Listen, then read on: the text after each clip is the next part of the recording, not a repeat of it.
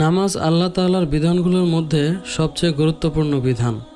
নামাজ মুমিনের জন্য মিরাজ, আল্লাহ তাআলার সঙ্গে সাক্ষাৎ।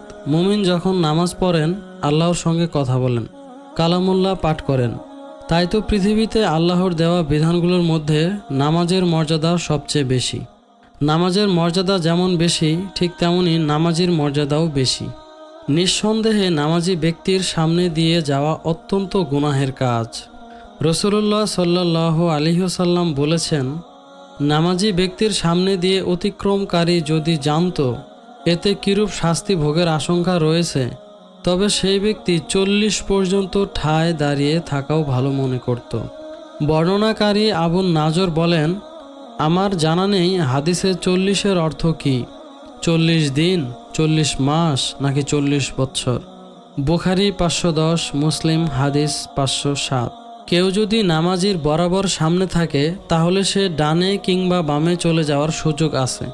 এটা নামাজের সামনে দিয়ে অতিক্রম করার অন্তর্ভুক্ত নয়। অবশ্য বিনা প্রয়োজনে এমন করা ঠিক নয়। অনুরূপভাবে যদি নামাজরত ব্যক্তির সামনে সূত্রা থাকে তাহলে তার সামনে দিয়ে অতিক্রম করা যাবে, যদিও এটাও বিনা প্রয়োজনে করা ঠিক নয়। কেননা রাসূল সাল্লাল্লাহু আলাইহি ওয়াসাল্লাম বলেছেন, উটের পিঠের কষ্টাসনের অনুরূপ কিছু সূত্রা যদি মুসল্লির সামনে থাকে তবে এর বাইরে দিয়ে কারো যাতায়াতে পরোয়া করার কিছু নেই। ইবনু মাজাহ 940, তিরমিজি 335। অন্য এক বর্ণনায় বর্ণিত রয়েছে যে, যদি কোনো ব্যক্তি জানত যে নামাজি ব্যক্তির সামনে দিয়ে যাওয়া কিরূপ পরিমাণে গোনা, তবে সে প্রয়োজনে 40 সেকেন্ড, প্রয়োজনে 40 মিনিট, প্রয়োজনে 40 ঘন্টা, প্রয়োজনে 40 দিন, প্রয়োজনে 40 মাস, প্রয়োজনে 40 বৎসর পর্যন্ত অপেক্ষা করত, তবুও সে নামাজি ব্যক্তির সামনে দিয়ে যেত না। যে মসজিদের প্রশস্ত 40 বর্গ হাতের বেশি হয়, তাহলে মুসল্লি দৃষ্টি সেজদার স্থানে থাকলে সাধারণত যে স্থান পর্যন্ত নজরে আসে, যার পরিমাণ মোটামুটি মুসল্লির কাতার সহ সামনের আরও 2 কাতার হয়, তবে ততটুকু জায়গার বাহির দিয়ে অতিক্রম করা যাবে, এতে কোনো গোনা হবে না। ততটুকু জায়গার ভেতরে অতিক্রম করলে গোনা হবে। আর মসজিদ এর চেয়ে ছোট হলে মুসল্লির সামনে সূত্রা ছাড়া অতিক্রম করা যাবে না।